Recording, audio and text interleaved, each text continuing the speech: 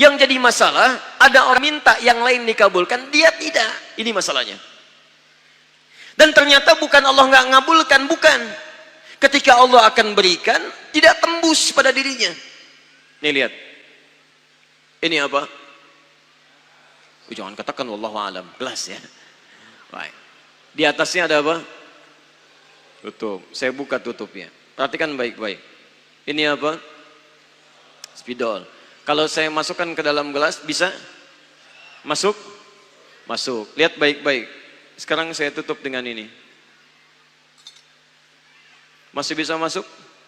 Tidak. Perhatikan baik-baik. Sulit. Saya ganti kemudian, bisa dengan yang ini. Lebih halus. Saya tutup begini. Masih bisa masuk? Sulit. Mau dipaksa jadi masuk ke dalam, jadi kotor, tidak bisa diminum. Lihat baik-baik. Terkadang ketika Allah dengan sifat sayangnya ingin mengabulkan permohonan hambanya, bukan doa tidak dikabulkan, tapi permohonan ini tidak sampai pada dirinya karena ada sekat yang menutup. Itulah dosa. Itulah maksiat. Semakin pekat dosanya, semakin kuat penghalangnya, maka semakin sulit kemudian Allah memberikan rahmat yang turun pada dirinya. Maka banyak hadis menyampaikan kepada kita, lihat baik-baik. Saya sampaikan satu hadis dari Nabi SAW. Thumma dzakara rajula. Lalu Nabi mengisahkan tentang seorang lelaki, yutilus safara, yang menempuh perjalanan jauh. Orang yang menempuh perjalanan jauh, maka doanya cepat dikabulkan oleh Allah Subhanahu wa taala. Teman-teman yang ikut dari Bandar Lampung, ada yang tadi jaraknya 150 km Tulang Bawang dari sini. Lihat, begitu di jalan mohon kepada Allah, minta. Ya, safar yang baik itu cepat mengabulkan doa. Orang ini safar. Yamuddu yadaihi ilas sama, dia mengangkat tangannya ke langit begini. Orang yang berdoa mengangkat tangan itu lebih cepat dikabulkan daripada yang diam. Hadisnya banyak.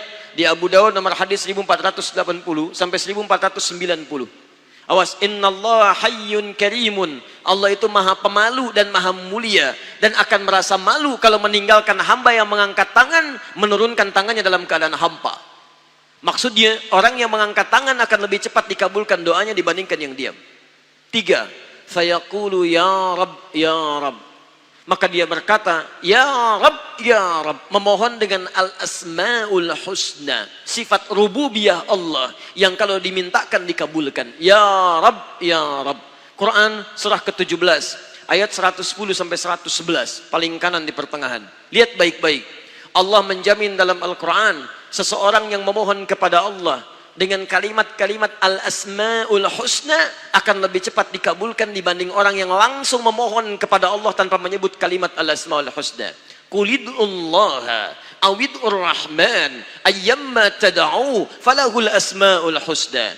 Kalau Anda punya masalah, sebut nama Allah, bukan mengeluh. Atau sebut namanya ya Rahman. Tapi kalau Anda mampu, cari nama-nama Allah yang terbaik sesuai dengan persoalan yang sedang kita hadapi. Namanya Al-Asma'ul Husna. Jadi Asma'ul Husna itu bukan dihafal. Ya Allah, Ya Rahman, Ya Rahim, Ya Malik, Ya Qudus. Boleh dihafalkan. Tapi hafalan ini maksudnya membantu kita untuk bisa memilihnya saat kita membutuhkannya. Misal, Anda sedang punya masalah kesulitan. Mau berdoa, sebut namanya yang sesuai dengan kesulitan Anda. Ya Al-Fattah. Masalahnya rezeki, sebut ya Allah ya Razzaq. Di pekerjaan ada yang ganggu Anda, sebut ya Allah ya Jabbar. Anda punya masalah, ya Allah ya Sabar. Nggak harus disebutkan semuanya. Ya Allah ya Rahman ya Rahim ya Malik ya Qudus ya. Semua disebutkan. Masya Allah. Akhirnya yang tidak diminta pun diberikan. Anda nggak sedang punya masalah, ya Sabar ya Sabar. Sabar itu adalah permohonan kepada Allah supaya diberikan kesabaran saat punya masalah. Anda nggak sedang punya masalah, minta diberikan kesabaran. Itu artinya sama dengan minta masalah. Hati-hati. Banyak kalimat-kalimatnya, pilih. Kitab Al-Aqaid Al-Islamiyah, karangan Syekh Sayyid Sabiq, halaman 24-59, posisi paling kanan di pertengahan. Dikisahkan seorang lelaki bermohon kepada Allah setelah dia selesai menunaikan salat. Lihat kalimatnya. Allahumma innaka antal ahadus samad, alladzi lam yalid wa lam yulad wa lam yakul lahu kufuwan ahad. Allahumma inni as'aluka an taghfira liya. Dia sebutkan al-asmaul husna. Allahumma inni as'aluka innaka antal ahad, ahad, as-samad, al-asmaul husna. Alladzi lam yalid wa lam yulad wa lam yakul lahu kufuwan ahad. Allahumma inni as'aluka an taghfira liya. Mohon ampuni dosa saya ya Allah. Ampuni saya, ampuni saya. Apa jawab Nabi? At-tadri bimadza tas'al? Tahukah engkau barusan mengucapkan kalimat apa saat berdoa? Kata orang ini, wallahu wa rasuluhu a'lam. Kata Nabi, lihat kalimatnya. Faqad du'ita bi asma'illahil a'zam. Idza du'iya biha ajaba wa idza su'ila biha a'ta. Kamu baru saja berdoa memohon kepada Allah dengan nama-nama Allah yang paling agung, al-asma'ul husna. Yang kalau dimulai doa dengan menyebutkan itu, doa akan dikabulkan, permintaan akan diberikan. Tapi ini aneh. Lihat baik-baik. Orang tadi melakukan 3 hal. Perjalanan panjang. Masih ingat? Mengangkat tangan ke langit.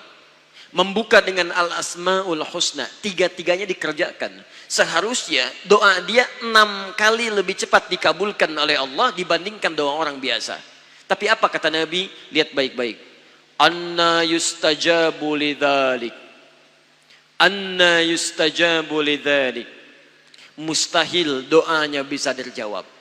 Mustahil doanya bisa dijawab. Sifat doa dimohonkan, dikabulkan. Tapi yang ini kata Nabi, anna yustajabu lidzalik. Mustahil doanya bisa dijawab. Kenapa? Enggak tembus. Famat'amu haramun, karena makanannya haram. Ketika Anda memakan yang haram, maka makanan jadi sekat dalam diri Anda, menjadi penghalang doa itu sampai kepada diri Anda. Tuh. Mashrabu haramun, minumannya haram, lebih tebal lagi. Malbasu haramun, pakaiannya haram, lebih tebal lagi. Sulit. Wa ghudhiya biharamin, dan perangkat hidupnya haram, lebih sulit lagi. Enggak tembus-tembus. Yang paling celaka dibawa yang haram ke rumah, dimasak kemudian oleh ibunya, dibagikan kepada anak-anaknya, muncul haram di keluarga, maka sulit turun rahmat ke dalam keluarga itu. Makanya kalau sudah maksiat terjadi, maka mohon maaf, rahmat sulit diturunkan, hidayah sulit masuk dalam diri seseorang. Maaf, ini yang haram beredar dengan darah, masuk ke dalam telinga. Quran kemudian muncul surah ke-6 ayat 25. Wa fi adhanihim waqra, di telinganya akan ada sumbatan. Bukan nggak bisa dengar, yang lain kedengaran. Cuman ketika diminta yang baik-baik, nggak tembus dalam telinganya.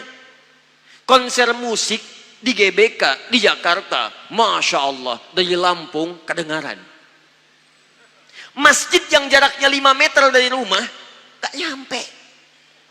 Ini rumah dia, ini masjid, mikrofon masjid ke rumahnya begini nih. Sepeda ada, motor ada, mobil ada, kendaraan ada. Allahu Akbar. Hayya 'alas shalah, gak dengar. Qomat, gak dengar. Konser musik yang jaraknya cukup jauh, Masya Allah, sebelum artisnya datang, tiketnya udah habis. Masjid kurang apa lagi?